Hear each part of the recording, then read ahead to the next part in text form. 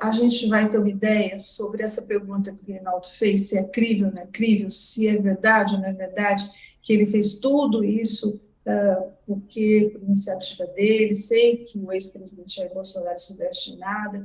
Isso tudo a gente vai começar a saber a partir de amanhã. Amanhã é o depoimento, a data do depoimento dele na Polícia Federal, e já há vários indícios por aí de que ele está querendo partir para uma colaboração premiada, né? O advogado que ele contratou é um especialista nisso, e o advogado que abriu mão da defesa dele é alguém que já tinha dito que não faria colaboração premiada. Então, tudo isso aponta para uma tendência de que ele procure um acordo com a justiça. Agora, Fabíola, se é verdade, como a gente está vendo, que o bolsonarismo já abandonou o Cid, né?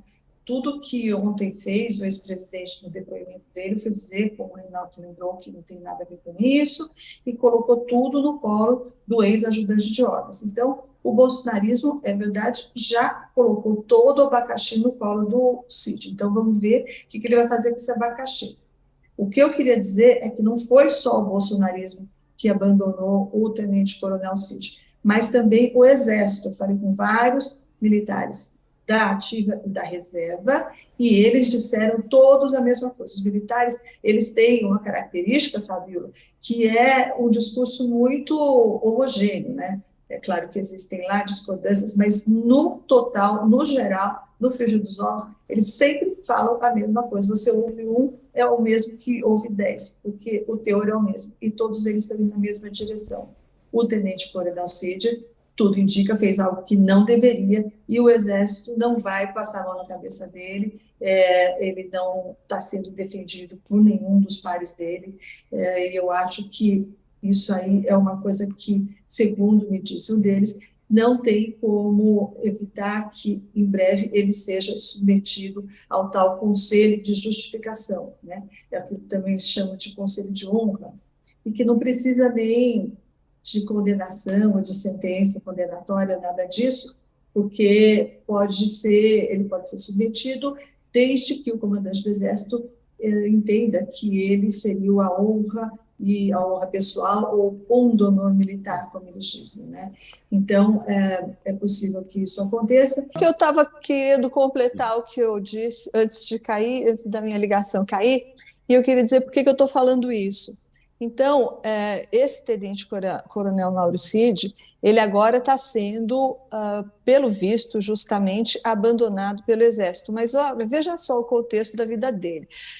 Como o Reinaldo lembrou, ele foi sempre, toda a vida, o número 1 dos cursos que ele fez, sempre primeiro de turma. Isso conta muitos pontos no Exército, né? Você leva isso para a vida toda.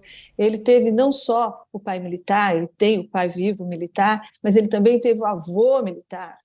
Os pais dele são muito religiosos, ele foi criado nesse ambiente militar e muito religioso. O pai, o general, é espírita, a mãe é batista, evangélica da denominação batista. Então, ele foi criado num ambiente rígido, militar, religioso, e deu continuidade à carreira do avô e do pai, sempre como primeiro de turma, etc. E agora, Fábio, ele se vê abandonado por dois grupos aos quais ele dedicou a vida dele profissional, não é? O bolsonarismo e o Exército. Então, é dentro desse contexto que eu acho que não apenas as indicações práticas de que ele pode delatar a gente tem, né? As indicações práticas que eu tinha mencionado antes, o fato de ter abandonado um advogado contra a delação e contratado um advogado a favor da delação. Então, isso é uma questão prática. A outra é esse aspecto emocional. Imagina um sujeito que foi abandonado pelo bolsonarismo e pelo Exército. As duas são casas da vida dele, né? São lugares aos quais ele dedicou a vida inteira dele. O que é que sobra para esse sujeito? Acho que não muito, né, Fabíola? Por isso que eu acho que esse contexto